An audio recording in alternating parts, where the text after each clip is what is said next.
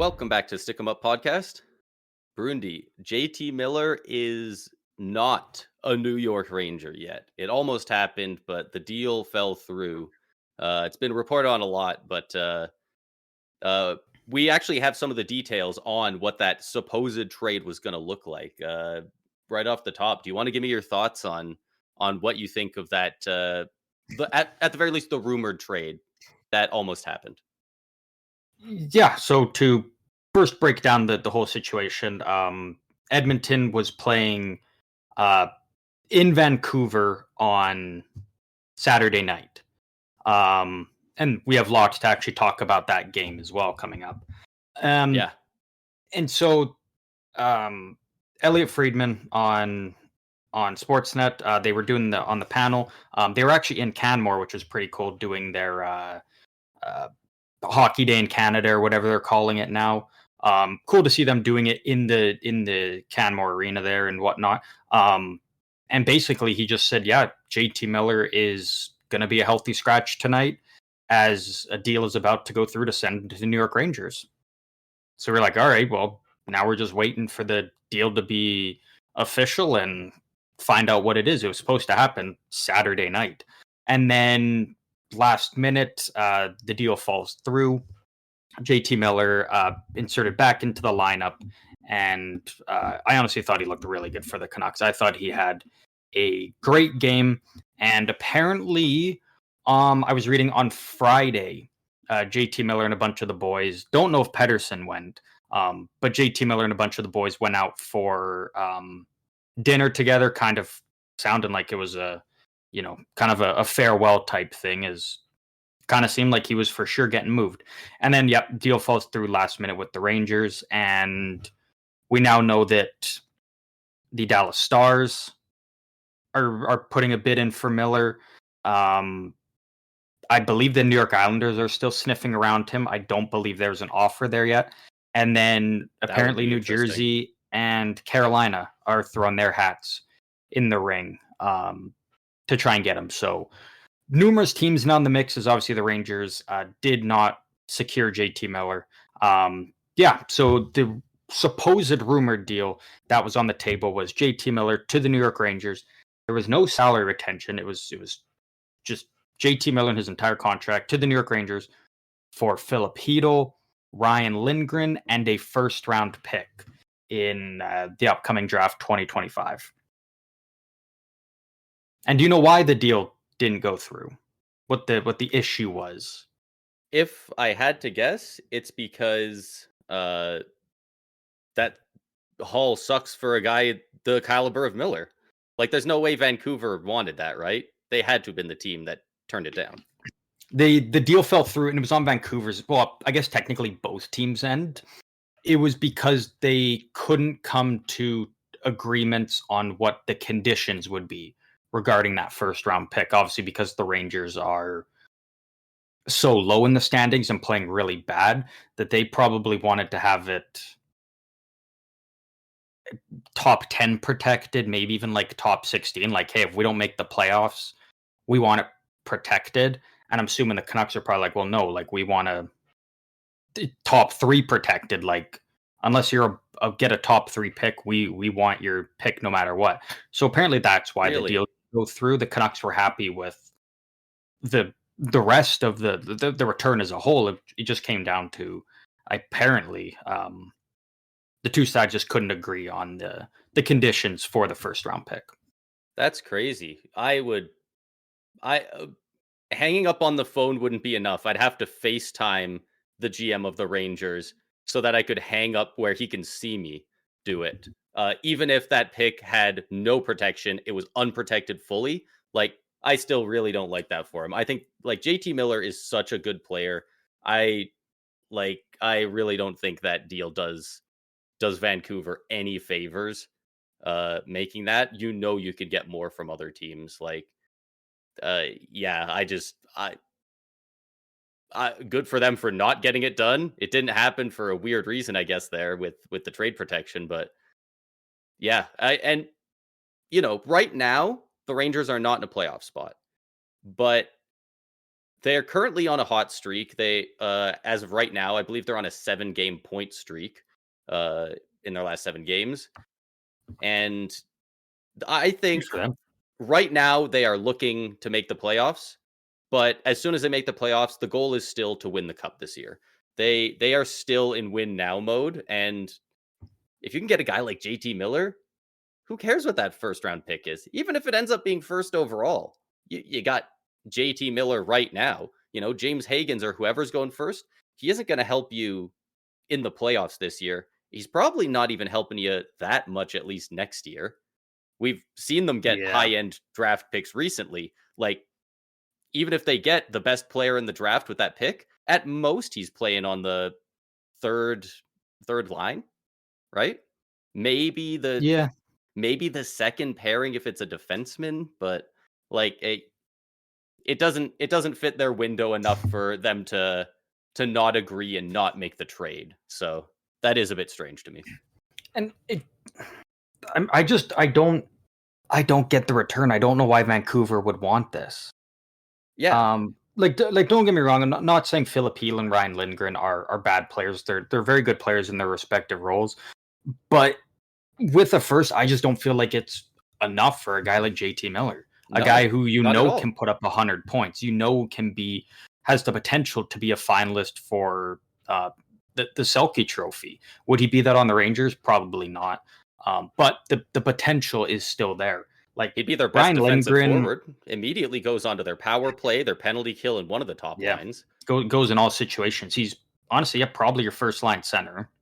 He'd He's going to immediately be out there probably on the have top power play unit. He brings that physicality too. yeah, That the he'd probably Rangers are have the kind of second starved for most now. he'd probably have the second most time on ice behind Adam Fox, honestly. Yeah, Like I agree because he gets I that doubt type of Panarin's time. out Yeah, there on yeah, I doubt Panarin's out there on the PK, so yeah, if the Rangers also agreed not to do it for the reasons of the draft pick, I think that's a huge blunder on their part. They could have absolutely fleeced Vancouver. yeah. But whether it was both or one of them, they said no, and I guess we'll have to keep an eye on it because it really does. Like you said, they went out for dinner, they had their last party. Like they are very prepared for Miller to get moved, and The trade is inevitably coming now. Like that's for sure. I don't With the think he's return, I going to the mean, Islanders. I'm just going to throw that out there. I don't think so. Like I don't I see think there's how still that could even a happen. possibility. Like if this is the deal that like if this is the ballpark of what Vancouver's looking for. I'm thinking more from Miller's perspective because he does have a full no trade. He chooses whether he goes or not. What Mhm. about the Islanders do you want to go to? They And are he a he gets to bottoming go play team. with Bo Horvat again. Exactly, and him and Bo Horvat notoriously had issues with each other. So Did they? yeah, that was when it was who's getting moved. It very much like Oh, I Pedersen didn't versus even know Miller. about that. Yeah, Horvat got moved when it was Horvat or Miller. And Oh, so like yeah, then yeah. they are not a fan of each other. So between that and the Islanders not like at least the Rangers you could potentially go win a cup or at least have some success there. I don't see much team glory right away there bringing Miller in over other teams like Dallas, the Rangers and the Hurricanes. Those are great locations. Why would he not waive for those, right?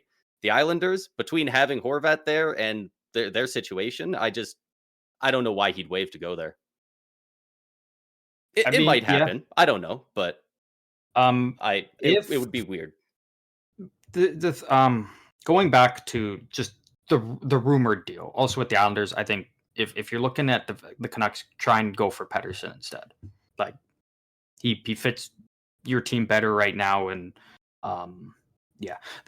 Going back to the deal though between the Rangers and Canucks, right? Like Ryan Lindgren's good, but he's a defensive kind of second pair guy.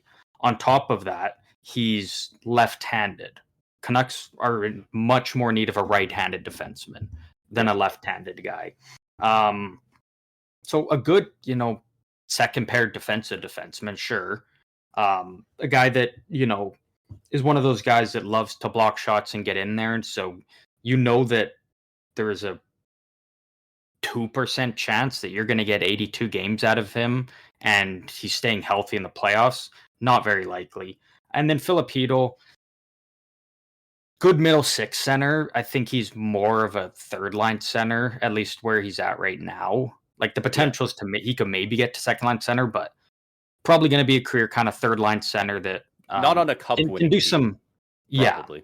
yeah, Like, and could play some power play time, penalty kill time. But again, another guy that, you know, there was points at last season where it was like, geez, he might have to sit out a couple years. He might have to retire due to these concussion issues. And then, yep, okay, a first round pick's nice, but is a second pair defenseman and a third line center both guys that you're not going to get every single night on a consistent basis worth it for a guy like JT Miller? Absolutely not. not even close. Like it's not even so. If I'm a team like The first New doesn't even get it Jersey, into the ballpark. Like, it's not yeah, even a bad deal even with that. It's still not even worth answering the phone over, in my like now, opinion. so if I'm a team now and I'm like I'm New Jersey, I'm Carolina, I'm Dallas, like I'm licking my chops, being like, all right, this is the ballpark. We can easily figure something out here. You can have my first round pick unprotected. Give us that deal. Like, Yeah, yeah, yeah. like that So I is I just don't insane. I don't love from Vancouver. I'm glad the trade didn't go through because that would have just been Yeah. a horrific return for them, and I really do believe it would have set the team back at least a couple of years getting that return.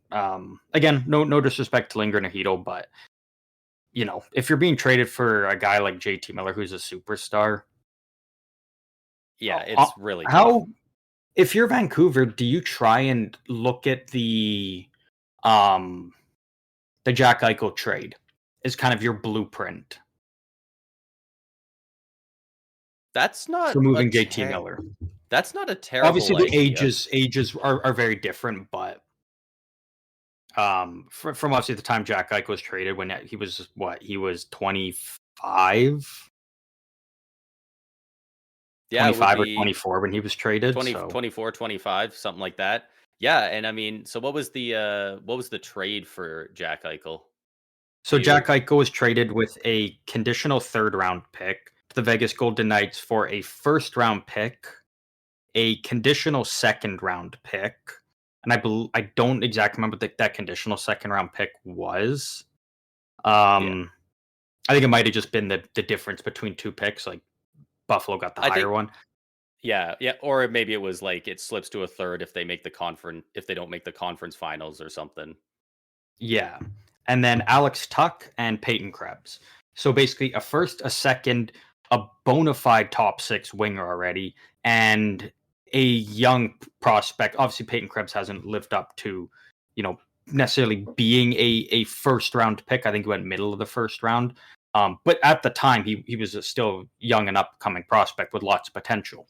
So again, top six winger, a first, a second, and a B plus A minus prospect. Maybe you don't Yeah. get. Maybe you take out the second or bump the second to like a fourth or whatever because Miller's a little bit older. Yeah. Um, But he's also got a nicer cap hit going to a yeah, team that that is needs true. cap room. So That is true. Yeah, he's got a better cap hit than Eichel did during the trade, so that's nice like for him. And Alex Tuck is miles better than Hedel or Lindgren. The first, and then a good prospect and a second. Like Vancouver would have just been getting fleeced if they did this yeah. deal. I just can't really see a good fair deal happening for Vancouver now that Capo Caco is out of the Rangers. I really think he would have been such a perfect piece to be involved in that trade going back Yeah, to Vancouver. Like, if it was a Capo Caco, a first, and maybe even like if they want Zibanejad, I imagine the Rangers would probably honestly have to retain a little bit on Zibanejad, but like, yeah, like I still think both teams would probably do something like that. Maybe a little bit more on Vancouver's side, but yeah, I just don't think they have pieces that they want in Vancouver. Like, you're not yeah, getting any of their top guys. You're not getting a Panarin or anything like that. And It's just one of those situations where it really feels like two uh, fantasy hockey GMs looking at each other, going, "I want your good guys for my dog shit," and the other guy's going, I want to get rid of my dog shit, and I want to take a good player for it." Like it just feels like they're probably both giving each other absolute garbage, and Yeah. it just doesn't feel like the puzzle pieces are going to fit.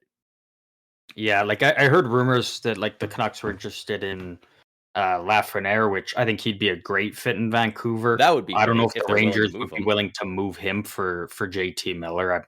I doubt it. I, Like, I, I mean, obviously, I think it makes the Rangers better right now, yeah, but long term, and but again, I think Rangers are a team that you've kind of only got your window's not wide open up and coming. Like your window is going to close pretty soon, especially if Kreider and Zibanejad can't get back to what they were. Panarin's still playing great, but he's not getting any younger. Like, was he already 33?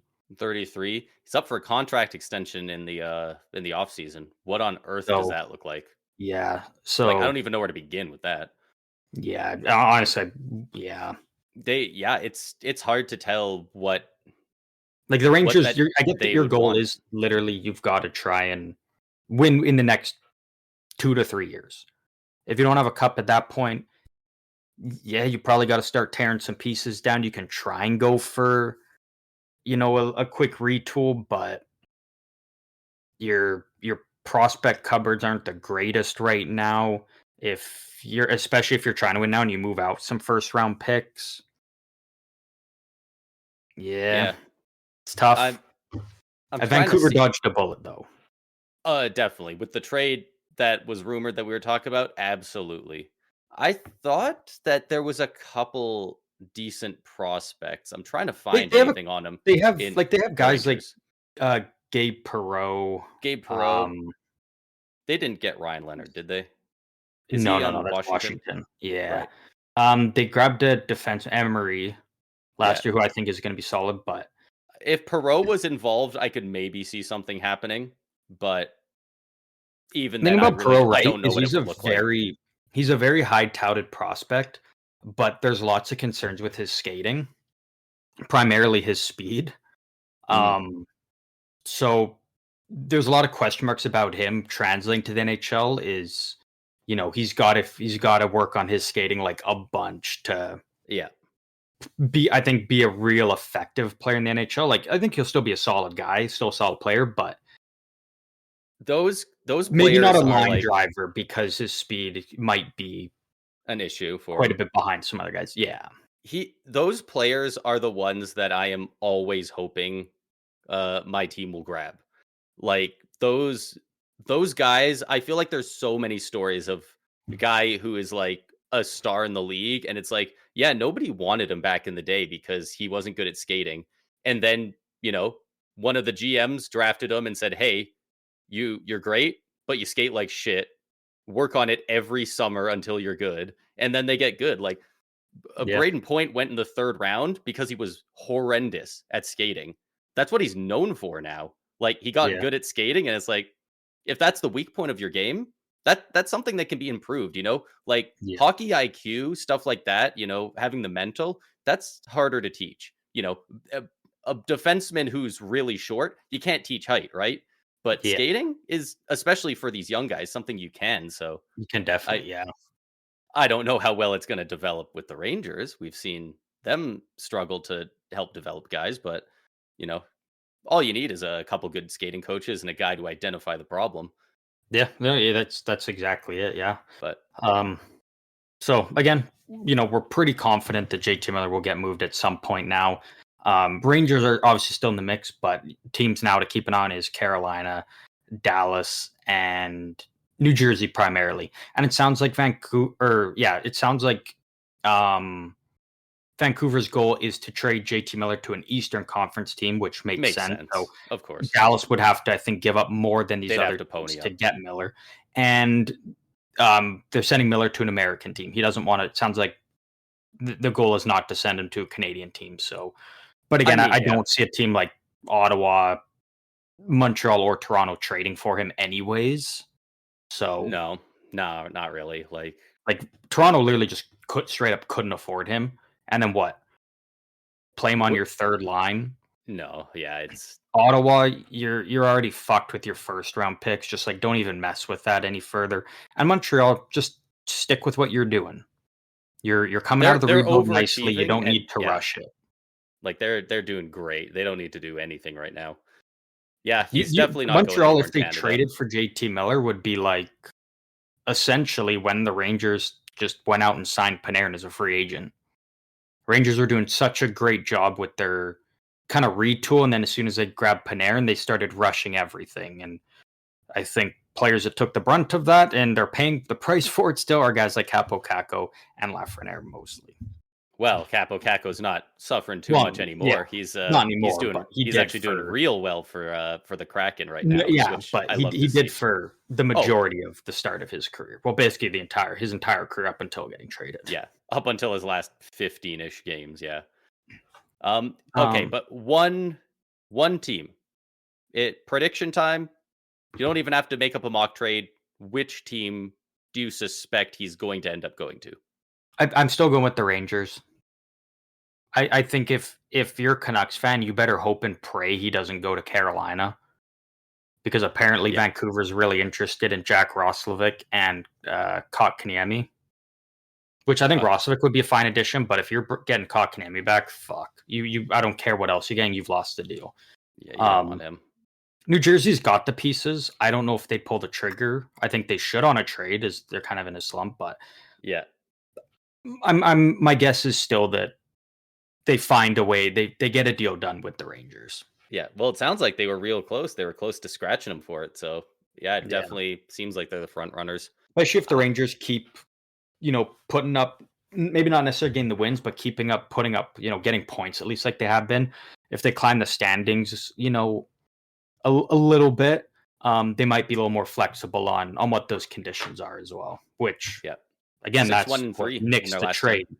Yeah, like that's what nixed the trade to begin with was the conditions. So and it's got to be the rain. Like Vancouver's not going to budge if they know what they want. You're the one giving up the star players, so don't budge.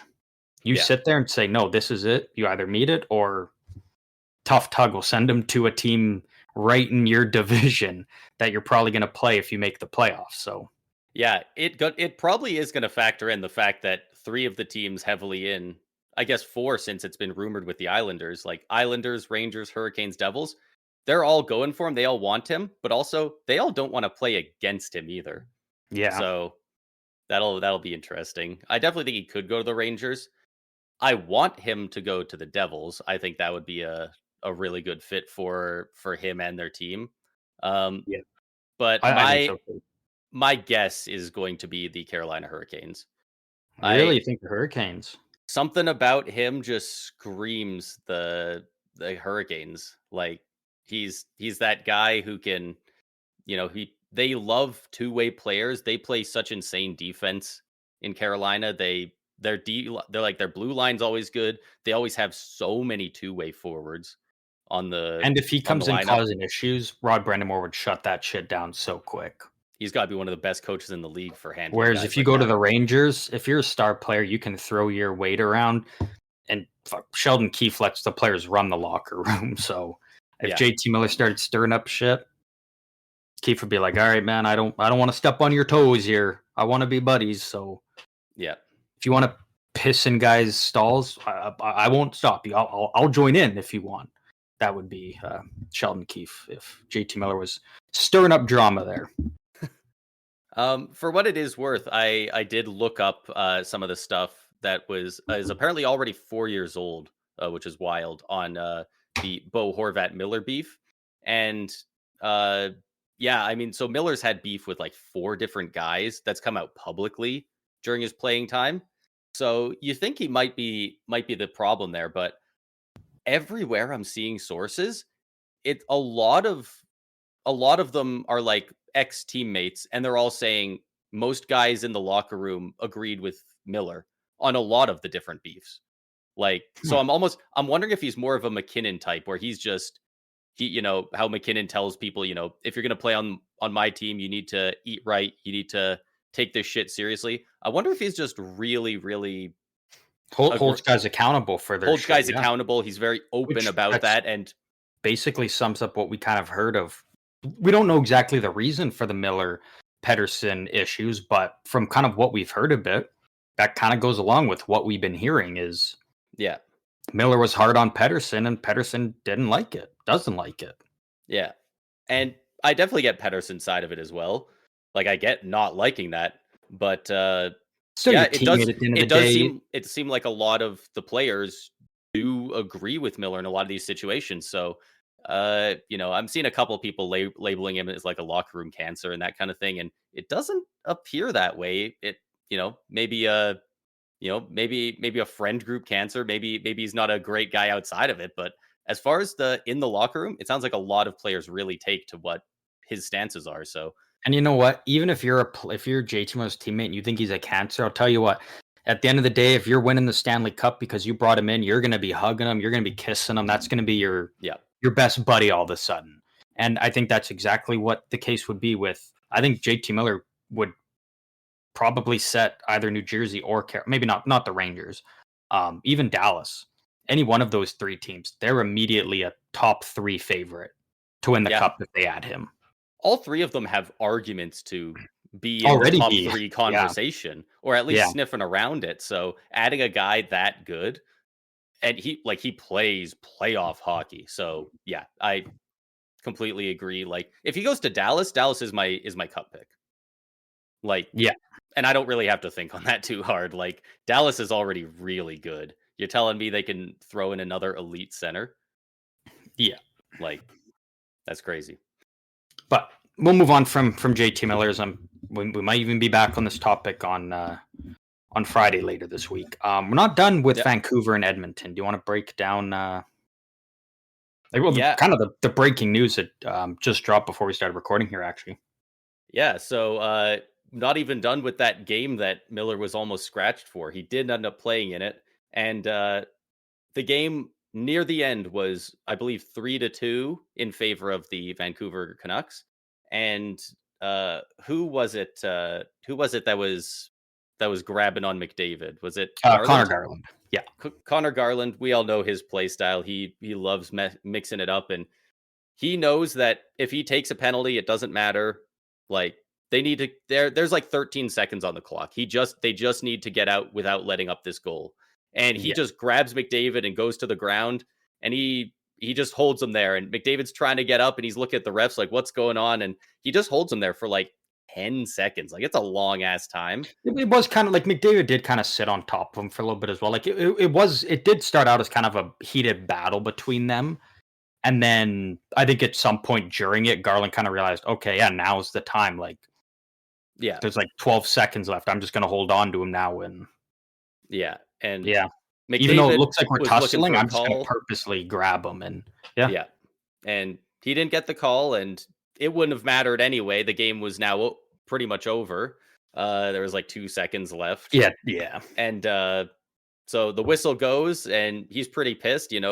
Obviously the entire Oilers is looking to get him the puck in the final 10 seconds. And he was just held up for so long that after the play, McDavid just looks over at Garland after they get up and just absolutely pops him across check right in the chin. It was kind of the side of the head, wasn't it? Actually, you know what? I think you're right. I think it's the other one. The other one that was it did. Right yes. Jibs. Yeah. It hit him kind of in the side of the head, in the helmet. Thank God. Yeah. Actually, right. That's the time where it's like good. It was at the head because he's got the helmet as opposed. Actually, you know what? Garland wears a neck guard, but with a cross check, that doesn't do much. Yeah. But yeah, he absolutely decks him with a cross check. For some reason, to me, it felt not as vicious as a lot of ones we see highlighted in this way, because obviously everyone's talked about it. It's violent cross check, and also McDavid. But it was still comparing to guys who put 100% of their power in, he put in 80%. He still freaking beamed him with his stick, and it was 100% intentional. Oh yeah, the play, it wasn't one of the ones where you go to like the play was over. Cross check a guy as he's. I can't remember the one, but whoever it was that went to go cross check a guy, and he got like falls pushed into it.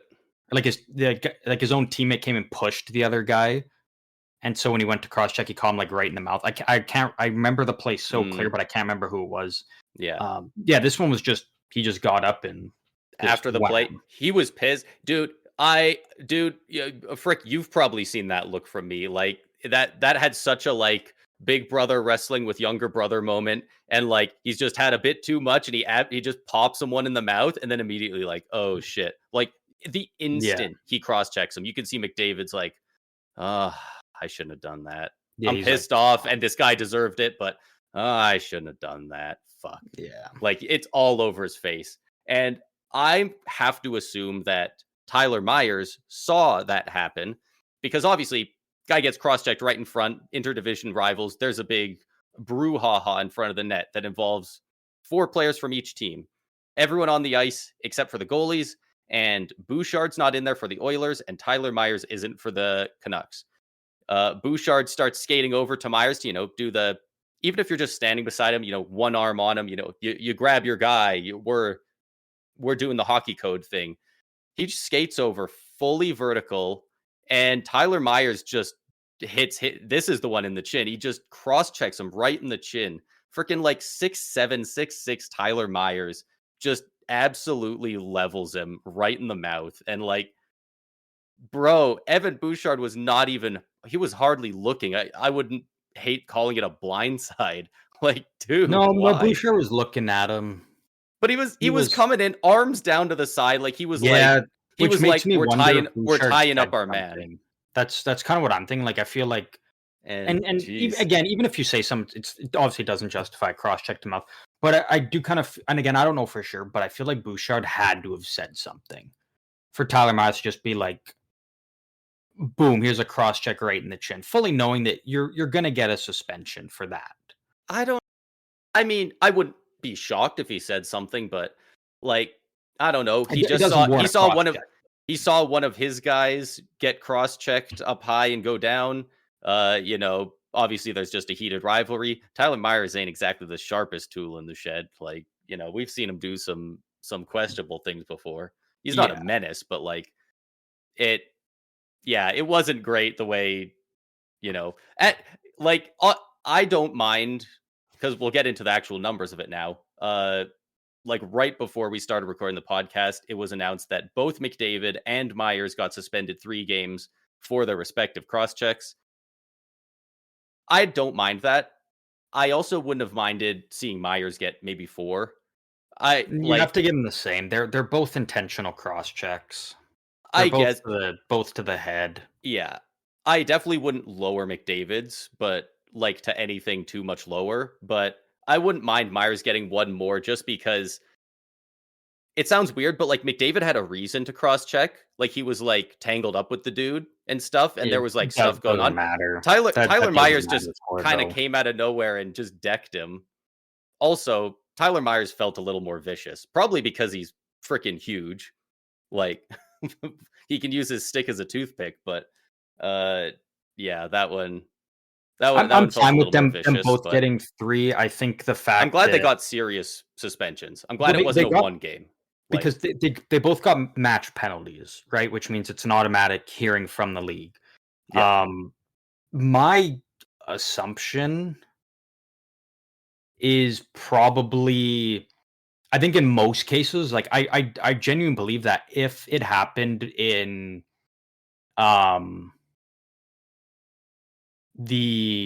actually no, what did Nurse get his suspension for exactly when he got suspended in the playoffs last year? Oh, in the playoffs. Was it? I can't remember if it was. I can't remember his reasoning, but I think in most cases they would have got 2 if this happened in the second period. But I believe. Oh yeah, no, he did. He got the automatic game because he got kicked out in like the last 5 minutes or something. So in most cases, this probably would have been 2 games for each of them. But it's the fact that it was like literally 2 seconds left, end of the game.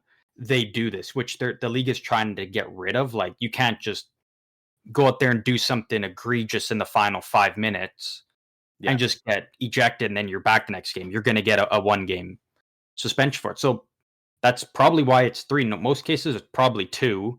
Match penalty, intentional, wasn't accidental, so you bump it up to 2 there, and then because it was right at the end of the game, you get an extra 1. Because like you didn't even have to go serve your 5-minute major. By the time you were even got to your locker room and took your helmet off, the buzzer went and game was over. Yeah. So I'm fine with 3. I think it's fair. 3 works. I think this really heats up this rivalry even more. It'll be It's really already starting to interesting. really grow between Edmonton and the Canucks. So, and it's only going to get worse because the next game between them, they're not going to have McDavid and Tyler Myers for, because it is that soon. The Canucks and Oilers play in 2 games for, I believe, both teams. They each have one other game in between, and then this upcoming Thursday they play again already. So that I have no idea what to expect on that one. I expect Vancouver to probably win because McDavid will be out, but yeah, it could get ugly. They might really start a heated rivalry, and it's too bad if we see them in the playoffs. It'll have to at least be the second round because Edmonton's just destined to play the Kings forever. Yeah, we're most likely gonna get that. We do have one more suspension on the list here, but before we get into that, we're talking about McDavid, Myers getting suspended, kind of a little rivalry there. Let's go back to earlier on in Saturday, before the Oilers Canucks game. Nashville and Minnesota played their game. Obviously, we highlighted this game specifically last episode as Zachary Leroux was back from his suspension. It was his first game against the Wild since purposely injuring Jared Spurgeon with that slew foot. Yeah. Not even 2 minutes in, Leroux drops the gloves with Trenin, and not only that, Trenin, the one that you said was probably going to be the one to throw it down in the fight, and he fought Leroux. They threw their punches. Leroux, he got like 1 or 2 in. He mostly was on the receiving end, but he took his beating, and that was the end of it for him, at least. The fights did not stop there. 2 seconds later, Luke Shen and Marcus Foligno fought. And then about 4 minutes after that, Jankowski and Ryan Hartman got into a fight. So 3 fights in the first period. Guys were just letting their anger out, little rivalry brewing between them. And now you don't have to target players specifically. You kind of just move on, and next time you play, it's going to be another battle, aggressive, physical game. And yeah, it was a heated game. They let out a lot of it in the first, but it was still a very heavy game, and a big win for Nashville as well. Like this, I could see this being a turning point for them in the season. They will have to be a very good team at this point to be able to make the playoffs. If they even if they really heat up, it's still going to be pretty tough for them. But you're 11 points out. 11 points out. Like, that's not, like, considering they're one of the bottom teams of the league right now, that's not undoable. The thing is 2.5 months. It's not undoable, but you got to think. You have to make those points up on those teams. Like, it's not as not simple only as winning that, 5. But there's one playoff spot you can fight for, pretty much. And that is the second wild card spot. Nashville's currently at 39 points. Minnesota third in the Central at 60. You're 21 points behind. It's a good Minnesota team. You ain't catching them. No. Actually, sorry, Minnesota jumped up to second because they just beat Colorado. So actually, Dallas at 59. So again, you're 20 points behind. You're not catching the Dallas Stars. No matter if you win all your games, you probably still don't catch them. Yeah. Colorado's top wildcard spot, 57. You're not catching Colorado. Especially now that Colorado actually has good goaltending. You're not catching them. So basically, you can go for the second wildcard spot. You've got Calgary at 51 points, who I'm not sure if they're going to fall out of the race unless they sell at the deadline, which it doesn't sound like they're going to. You've got Vancouver there at 50 points. You've got St. Louis, who's been heating up there at 48. I don't think you got to worry about teams like Utah, Seattle. No. You can pass them and get clear of them. If they But do go on a heater, they can pass them, but yeah, it's those 3 like other teams you're and fighting for one playoff spot against Calgary, Vancouver, and St. Louis. And you which again, like you've got ground to make up on them, which is the tough part with it. It's yeah. doable, but to It make is up ground on all three of them, they do have a good team. Like it just hasn't been working for them. If they can put it together, like they're only that 11 or is it 12 points behind the Flames. Like yeah, I could see it happening. It'd be it's pretty tough. possible. It'd be pretty tough, especially if the Canucks figure their shit out, whether Yeah, that's making the Miller trade or not making it and getting the vibes on track where they trade him and the vibes get better and they get a good return. Like if the Canucks start turning it on at all, it's pretty much curtains on the Pred season. Like they're a good team having a bad time right now and they're still 11 points ahead of you. If they figure any yeah, sort of vibes out, like you're not catching them. Not down that much. yeah. So, but again, good on Larue for being willing to just drop the mitts, take his beating, doing the right thing, and now you know they can move on, and he's not going to be a targeted man specifically. If he does something dumb, he will again, but I guys aren't kind of going to be expect him actively to, but wanting to fight him in the next game or yeah, anything now. At least as he owned up to what he did, and both teams can kind of move forward now. yeah. How crazy would it be if the Predators snuck into that wild card 2 spot and ended up playing the Wild in the first round? Oh, I would love it. Like that'd be insane. That'd be such a treat. It That really would. that would be such a fun series. That would probably be based on potential matchups already looking at them. Yeah, like it would be the Be only a other top one I 3 think one. that could be more fun would be Toronto Ottawa, which there's potential for that. Hmm. Well, Which I think right that one would be very fun. right now it kind of looks like Tampa might be playing Florida again, which Yeah, I we'll think see. I'm thinking that's probably what it's going to end up being. I think we're going to get that again. But moving forward with suspensions, Maxim Soplatkov, we talked about him a bit as a KHL player who came over to the NHL this year, was suspended 3 games for his hit on Ryan Poehling. Within a week, that's 3 within a weekend, that's 3 game suspensions. 2 of them to cross checks to the head, one of them for a what they are labeling as a hit to the head. Which it blows my mind that they gave him 3. Like again, like he did kind of right him hit the head, but the principal point of contact was shoulder to shoulder. He wasn't targeting the head. Yeah. It's just like if you want to give him one, I don't personally, I don't think he should have been suspended at all. But if you want to give him 1 game, okay, fine. I'm not gonna be like, oh, that's criminal. But 3 games for again, like a clean hit He that kind of glanced unfortunately off the kind of shoulder rode and up. yeah.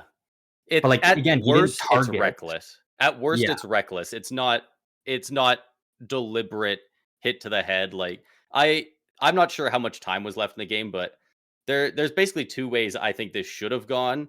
Either, so in real time they didn't catch it and I don't think he got a penalty, right? no, he didn't get a penalty. No. Yeah. So if that happens, suspend him 1 game. If the refs messed up, you make it right, suspend him a game. If they do catch it in the game and it's in the first half, give him a game misconduct, kick him out, no suspension. I think either of those would have been perfectly fine. 3 games is Is pretty just is excessive. like 3 games in itself initially was already pretty wild to give him that, but then to give McDavid and Myers 3 games for purposely cross-checking guy in the head, I'm like, man, now this now it just looks Yeah. even worse that he got 3 games. Yeah. I mean, I don't know. Maybe even I saw it wrong, but like just everywhere the NHL has talked about it, they say that the like they are saying they saw it differently than us. They are saying the principal point of contact was the head and he only hit the head. So like, I don't think it they're was. they're not even saying that, you get 3 games for glancing blow and off the shoulder and into the head. They are saying headshots get 3 games, which I'm fine with, but I just don't think that's what this was.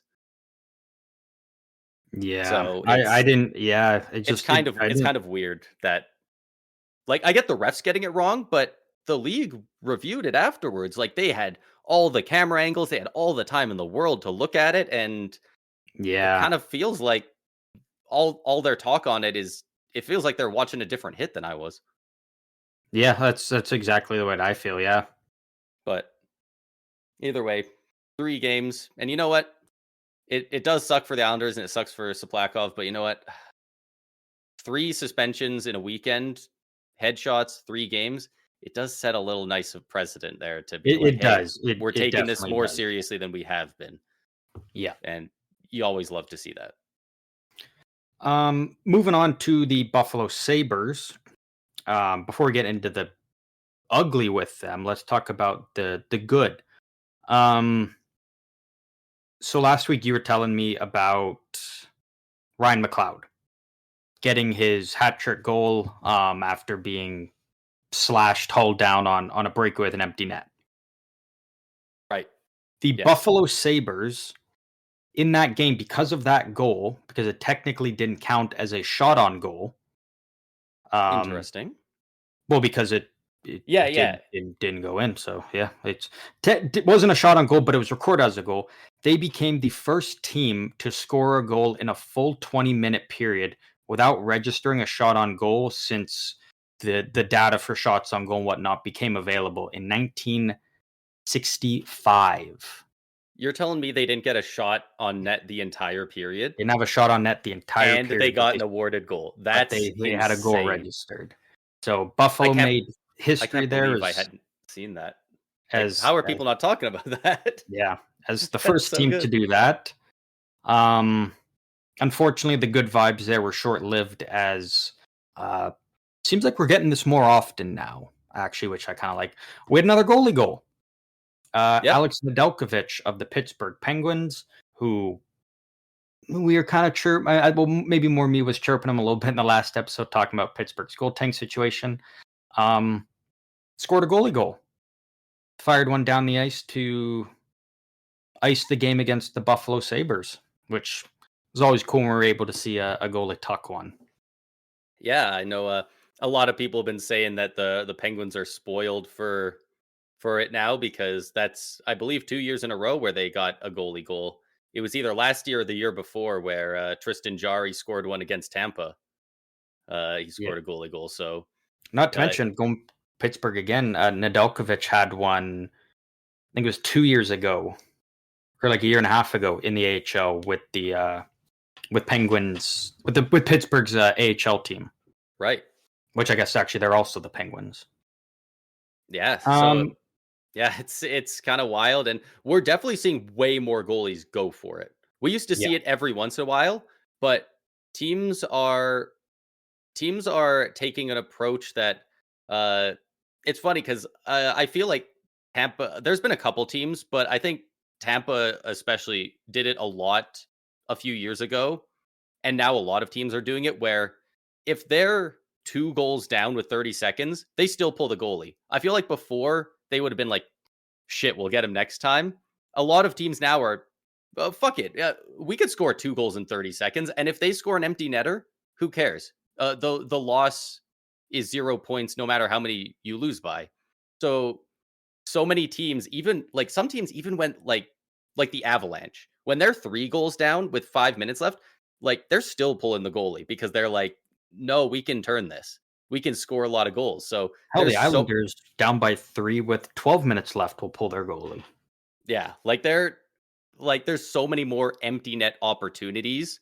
And if you're up by two goals, the goalie feels a lot more safe handling the puck as well. Because even if worse comes to worse, he gets poke checked, it's in the net. You're still up in the game with a minute to go, right? Yeah, It's not a tie game, and you're fucking it up for your team, which we'll get into in a second. But uh, yeah, way more goalies are going for it, and obviously because of that, we're seeing a lot more goalie goals, which is always fun. Um, One guy it did not work out for in this past week was I believe in that game it was Jeremy Swayman.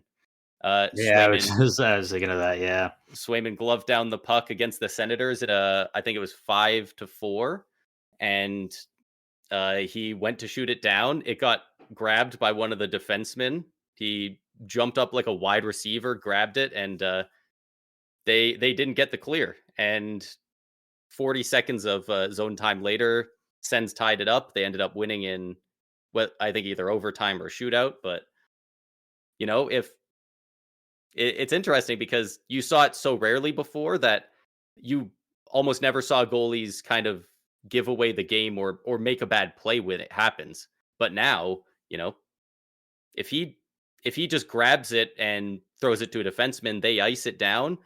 They don't get to keep the play in the zone. It's not the same tired Bruins out there the whole time. Like they probably win the game if he doesn't go for it. yeah, yeah. So you're seeing goalies score goals, but you're also seeing goalies make some low key blunders a little bit worse now. So it's And it's an interesting new dynamic that we're not really used to in the NHL right now. yeah, oh yeah, most definitely. But yeah, congrats to Alex Nedeljkovic on Yeah, scoring a goalie goal, and not only that. So Nedeljkovic isn't a player um, at the end of his career who's going to be inducted into the Hall of Fame. I think that's pretty safe to say. No disrespect to him; it's very hard to do. But he will be featured, I believe, in one way or another. He will be featured in some capacity in the Hockey Hall of Fame, as this was a major history moment for goaltenders in hockey. First big of all, to time. score a goal in itself is incredible. Nedeljkovic also became the first goalie in NHL history to record a goal and an assist in the same game, as he assisted a goal prior in the game. Yeah.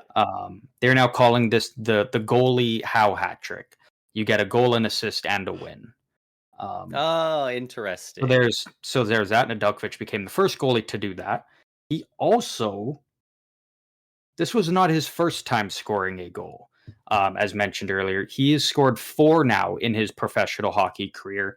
And Bro. in scoring this one, he became the first goalie in hockey history to record a goal in the NHL, the AHL, and in the ECHL. He's the only goalie ever to score in all 3 of those leagues. And obviously, he has scored twice in the AHL. Hey, shooters shoot, So man. obviously, again, not a guy who's going to be inducted into the Hall of Fame, but I'd be shocked if his stick isn't in there or a glove and blocker or whatever. I think there will be some little tribute to Nedeljkovic's. That He's was a got it. He's in the huge record book. moment. Yeah, being the first goalie to record multiple things in the same play. Yeah, you're going to get I think a little nod in some way. So After I heard because he got the assist earlier, right? And then he got the Mhm. goal. I was Mhm. really hoping he would challenge the other goalie to a fight, like off of a Man, face off or something. he should Like, have. he was already the first to get a goal and an assist in a single game. Could you imagine him getting a legitimate Gordie Howe hat trick by fighting the other goalie? Yeah. Dude, that would have been electric. That would have been Yeah, so good. that would have actually been an incredible moment if he was managed to pull that off. And it's like a close game near the end, so like he'd probably have to like do it off the face off. Like both goalies start at the blue line or like right at the red line at the start of the play and immediately fight when they drop the puck. Yeah, and to Oh do man. it, his assist was the primary assist on the game-winning goal. The goal scored by Cody Glass, and he dropped a 9.52 save percentage. I was gonna say he also had really good Like like regular goaltending stats that game as well. Like didn't no he goalie would have ever been able to match that game if he got the fight. yeah, Like like that would have been near impossible. Like the team would have to be like actively going for it. yeah. But So again, congrats to Nedeljkovic. History making moment there for Pittsburgh is not a lot of things are going right, but we only got one thing left on the list here, and we're not done with Pittsburgh. We're sticking with them here. Do you want to break yeah. down the reports coming out of Pittsburgh? I think earlier Yeah. today, right? Yep, like pretty soon before we started recording this. Might not even be done with Nedeljkovic for all we know because It's reported that a quote fire sale is imminent with the Pittsburgh Penguins. They're reportedly willing to trade anyone other than Crosby, Malkin, Rust, Tomasino, or Pickering before the deadline. Those are the only 5 players that they said either we're not trading, or I imagine in the case of a Tomasino or Pickering, like, you know, you'd have to grossly overpay, so don't even bother. But Yeah. yeah, like no goalies on that list. Not like Letang, Eric Carlson's not on there. Like they're if you're willing to pay, they are willing to trade. So it does kind of sound like the Penguins are and Kyle Dubas are officially going, okay, we can't keep throwing ourselves at this. We have to go into a retool. I don't think they're going to go full rebuild. That's why they're keeping Malkin, they're keeping Crosby, but Yeah.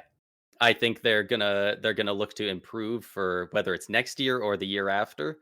I think they want to be back in the playoffs at some point in the next 2 or 3 years, even if that means that they retool and give up assets to be good for 1 or 2 years, and then they have like you know the same fall off we've been expecting.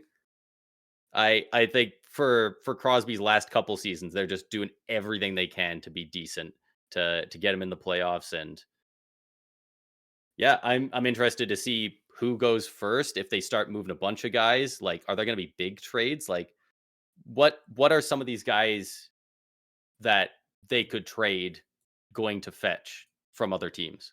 Well, so I've heard that well, obviously it's mentioned one of the guys not in the names. They're open to moving Eric Carlson. Carlson said he's open to being moved if it's to the right team. And it sounds like Pittsburgh is willing to retain on Eric Carlson if they're to move him. So I think there'd be a lot of teams that would be happy to take him, especially with salary retained. Eric I Carlson at 5 mil a year? That'd be I pretty I don't know if nice. they would retain down to that much. But even if you get him at like even if because what does he have after this year? Two Two I more think two years. more years after this year. Yeah. So even if you retain 3 mil, you're getting him for 7 mil. He's still one of the, I think, in my opinion, he's still one of the best offensive defense in the league. He can run a power play like nobody's business.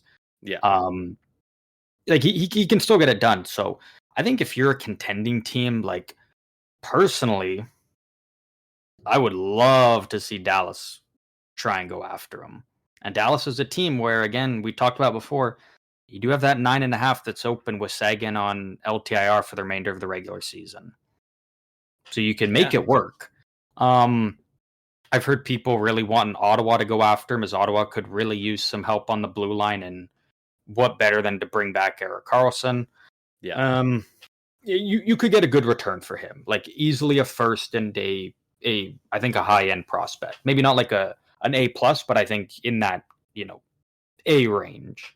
I think you can easily fetch that. Yeah. Yeah, Letang, we kind of talked about before, probably not much, but I think to the right team that's desperate enough, I think they'd be willing to overpay just on the name Chris Letang alone. Yeah. Fuck, who else do they even have? Ryan Graves. I don't know if anybody's trading for him. Good Mark. defensive defenseman, but he literally doesn't have a point this season, so his value's at an all-time low. And he's Yeah. on a massive contract still. Matt Grzelcyk at 2.75 for one more year. I could see him getting moved for something. Yeah, Marcus Marcus Pettersson at 4 Pettersson. mil. Pedersen will Gonna probably go. I could That's a see big one. Marcus Pedersen almost fetching a Matthias Ekholm return, which I believe was a first and not a great prospect, but a decent prospect from For a Edmonton. second, I thought you meant like for Ekholm, and I was like, "What? No, no, no, Why?" No. no. Yeah, I could see him getting a first and a little something else thrown in there. Um, Ricard Raquel wasn't one of the guys mentioned. He's yeah, 23 goals, 40 points, 48 games. I don't know what his contract is, but I know it's not egregious. great. A No, it's team can great easily bring him in. for a guy putting that up. He's making for the next 4 years. You can have him at 5 mil.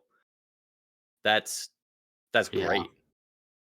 Especially, that's I very assume they similar don't want to to retain, but if the team is willing to cough up a bunch of extra stuff, uh, you know, that could be real good. You bring in Raquel, 2 mil retained. You got him for 4 years at 3 mil. how Like old is he? that's pretty solid. He is 31 right now. 31. So So not too far off. Again, if you want to find a comparison, kind of in the same area. Palmieri was younger when he was traded. I believe he was 29, but he was also on an expiring deal. But in terms of player, I'd say in the right ballpark. You got uh, two prospects, nothing really crazy. You got a first and a conditional fourth. But again, I think with the way Raquel's playing and that contract, you're probably getting a second in a really good prospect or a first in a B prospect. Like yeah, I think you could get something good there. So, and then you've got pieces like Drew O'Connor, Michael Bunting, Blake Lizotte. Like I think you can move those guys and get in. Oh, they have Kevin Hayes too. Forgot about Kevin Hayes. You can't move that contract, I don't think. But those other guys that I mentioned, take your pick. You want some second round picks. You want to get some young players that maybe teams are ready to give up on. Like you could have maybe capitalized on getting a Capo Caco there's type so many guy. teams that I'm like, man, they could have made a great deal for Kako. Like, there's so many teams that could use a good young player like that who just needs They a just change need of a change scenery. of scenery. Yeah, It wasn't exactly. expensive for what was even given for him. Like, it's not like anyone got outbid. Like, Yeah. Nola I Chari, Matt Nieto, like those are kind of fourth line penalty kill guys that I think you can. Maybe the right team would be willing to give up a third if they were desperate. I could see a team like maybe Colorado that could really use some bottom six depth. Um, so you can get lots for the guys that you are willing to move. I think. yeah, I I am very interested to see what they want in return. Yeah, Because obviously they want to win at some point in these next 3 years. Crosby has 3 years left on his contract, and they want to try and win or at least get into the playoffs in that time. If they're giving up on this season, they're trading off all their guys. Are they getting guys that like mostly develop prospects that they think will be good next year and the year after? Are they looking for just different type of roster players like? and I Are imagine are if you're they going trading, full rebuild? Are they going all grabbing all the firsts and just saying fuck it? Like, it would be a retool. Um, And my guess would be if they're getting picks, they're probably going to prioritize draft picks for this year. At least if you're getting first and seconds, you're probably like, I don't want a 2026. I don't want it a couple years down the line. Like, I want now. I yeah, want assets that, you know, in 5-6 months after the draft, we're going to have new players that we drafted and they're going to be playing in, our development camp, our prospect scrimmages type thing. yeah, That would be my guess is they're trying to prioritize, quickly trying to roll things over and get the ball rolling next year. Kind of similar to a Washington almost. Like yeah. you kind of take a look at kind of what they did. Like Sounds like oh, Pittsburgh almost got Chikrin in the offseason as well, and they ended up not being able to get the trade done. Would have been real nice ad for them. yeah, yeah. Ryan Graves, I don't think you can move. No. Um, Especially just his play this year, and you just take into effect he's got 0 points in 33 games, being a Yeah. That's not top exaggeration four either. Like, not defenseman. he hasn't had it go off of his ass and somebody else scores. Like, he hasn't accidentally picked up an assist, like zero, which Yeah, is insane. he's just getting cardio out there basically. Um, Good so defense. Like, they didn't pay him for his offense, but you know, you'd hope he could put up at least a couple here and there. for 43-ish games into the season, a little over halfway, like he had 10 points, 15 points, that would have been nice. Yeah, Like literally one. yeah. Even just one to be like, hey, I got one. Get the goose Um, egg off the board. So yeah. so I mean, if Pittsburgh's willing to move out guys, um, They have quite a few yeah, picks in the next few years as well. They got an extra Yeah. second. They got 2 extra seconds in the next 3 years. They got 4 extra thirds. Like they got some stuff. And So those are bargaining chips. Maybe a move up out of the middle of the second round. Maybe you find your way back into the first round in the later half and go after a guy that you really like. Like they have options they can work with. I think if you're willing to move on from guys like Raquel and Carlson and Bunting and guys like that, I think you do it now. I think the way the team's going, their value is probably only going to decrease. So I think yeah. like Carlson's value isn't as high as when they traded for him, but I think if you retain, it can get there still. Like you could still get a nice return back. Yeah. Raquel's having a great bounce back year. Why not capitalize on it now and trade him before maybe his value decreases next year?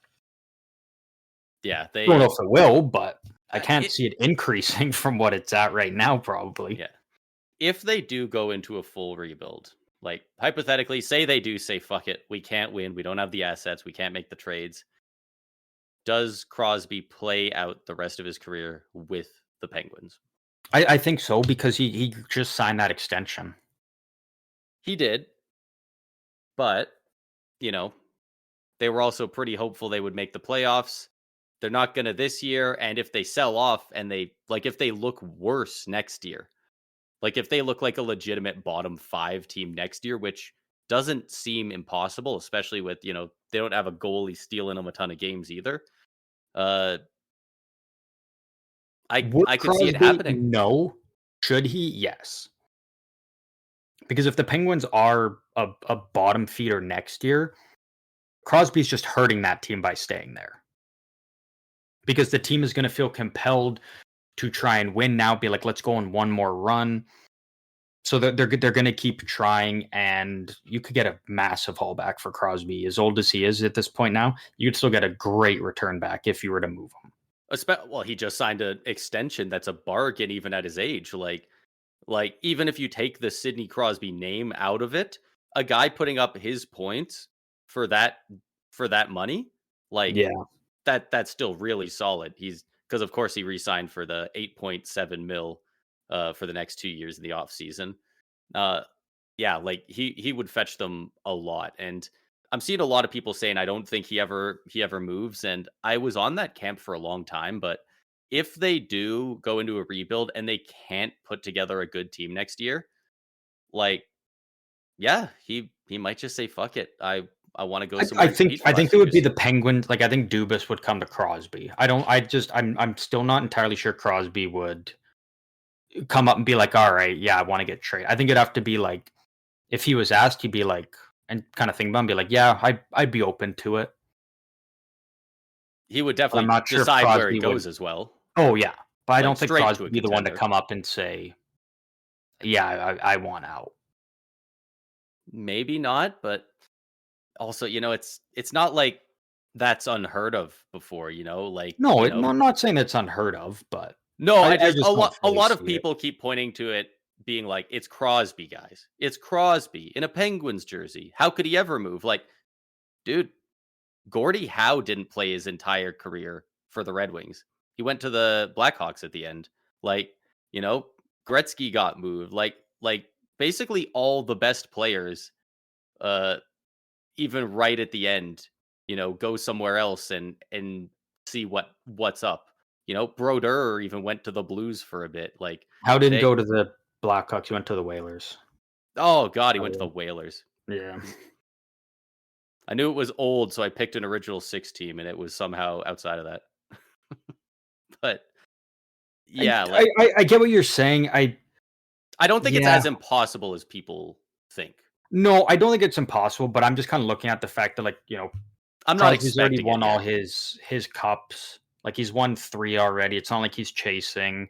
Yeah, he's continuing to set league milestones in a Penguins jersey. At this point in time, like, Pittsburgh's probably where he's going to spend the rest of his life mostly. He's probably going to stay there even after he retires. Yeah, no, even if he gets traded, I expect him to be Yeah, I expect him go live to. somewhere else and for a couple years just to move back. Yeah, Again, I very well could happen. I just don't think Crosby would be the one to bring it to the table. I could see that. It. I definitely think that regardless of if he goes or not and where he goes, I think he comes back to Pittsburgh as soon as he retires. Yeah, And they say, "What job do you want? You can have any of the jobs." yeah, yeah. Like Figure out they'll figure out whatever he wants to do. They'll bring him back into the he'll organization if immediately. he wants to, which Yeah, I assume he probably would. yeah, like he breathes hockey. Like he will come back and they'll have a contract already there that says this is going to just make it official. You are now consultant to the GM, but also you're Crosby. You can do whatever you want around here. Yeah, You sit in on the player meetings. You sit in on the coaching. You will key you into the calls whenever Dubas calls somebody for a trade. You can listen in. Like he can. Oh, like they give him a key to the arena. Like I oh yeah, I I could not imagine it. Like, and it's funny because like I mentioned, Brodeur at the end went to the St. Louis. He only played a handful of games there. Like it was one season and it wasn't even a full season. He ended up getting an office job there. He didn't go back to the Devils. yeah. But I definitely don't see that with Crosby. Um, it'll be interesting to see, even if they're not great. Like if they're in a similar situation next year, but they're trying again to get better, I don't think he leaves. I think it's if eventually they're like, for the good of the franchise, I'm sorry, Sid, we have to rebuild.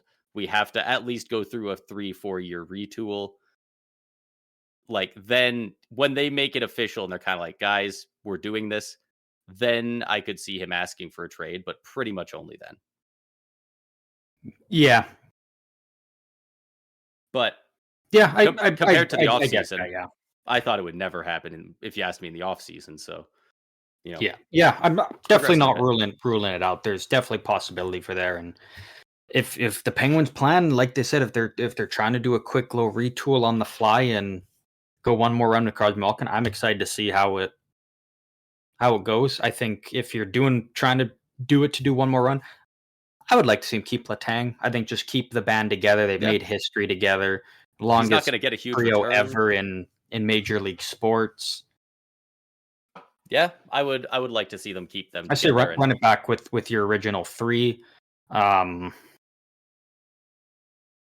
after Yeah, a Marner in free agency, maybe.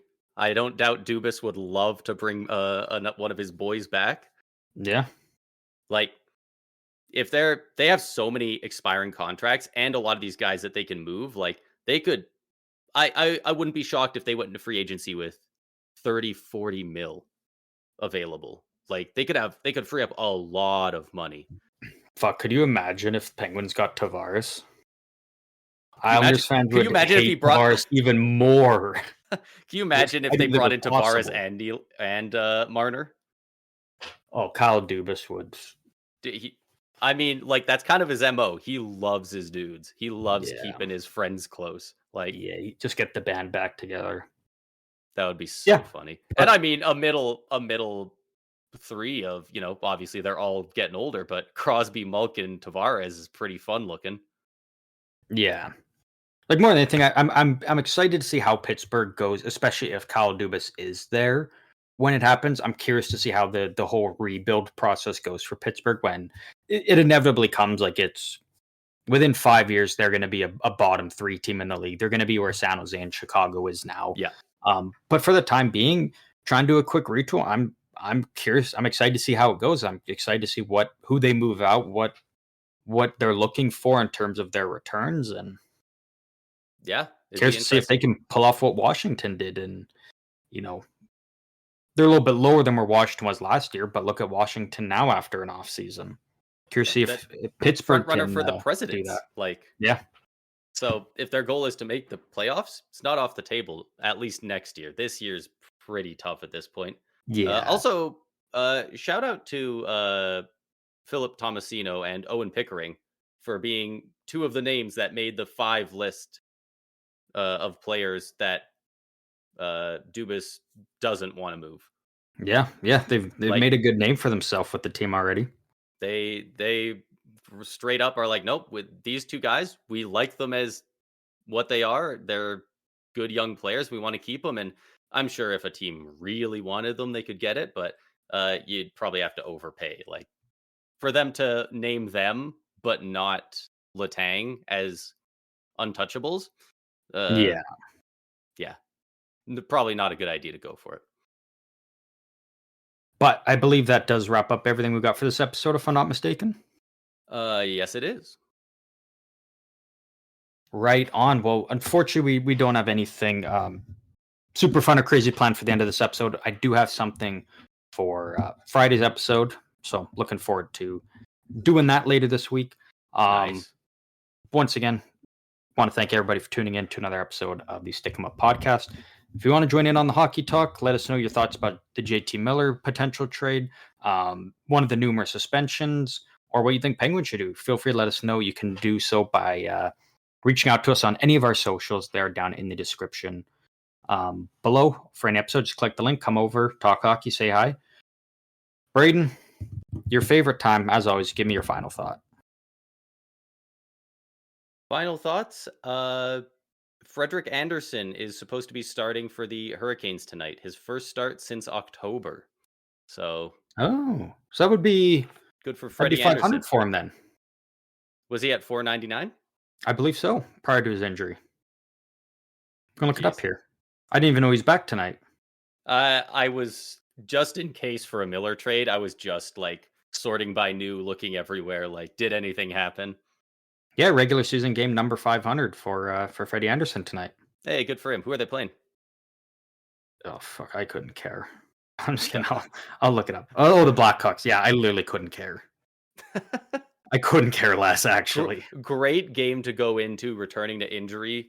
Game 500. You're going up against the, I'm pretty sure, lowest in the league right now, Blackhawks. Yeah, you got a great Carolina team with you. Like, I think pretty after good 500, return. you get the silver stick for goalies, if I'm not mistaken. Like players get after their 1000s. I think goalies get it for 500. I'm not sure. Could be wrong, but I believe so. Which 500 is still tough for a goalie. It's a lot. I'm trying to remember what Vasilevsky got earlier this year for his 300 wins, because I think that might have been a silver goalie stick.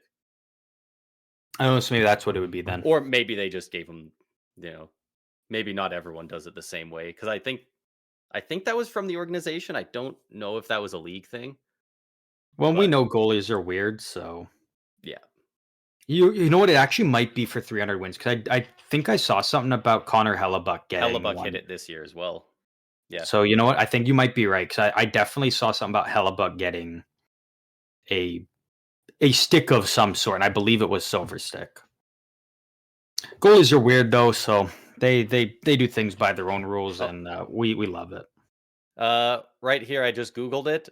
For goalies, generally it is given out at either 500 games played, 300 wins, or 40 shutouts. Oh, so interesting. They've given it out for the wins or the games. So there you go. I wonder who got 40 shutouts before either of the other two. Well, Hellebuck has 303 wins and 43 shutouts in his career, so he reached both this season. Yeah. Crushed both this season. Yeah. But hey, congrats to Freddie Andersen. I did not know he was back from injury. Yeah. Oh, Freddie Andersen, 298 wins. So he's playing game 500 tonight, and later this week he could get win number 300.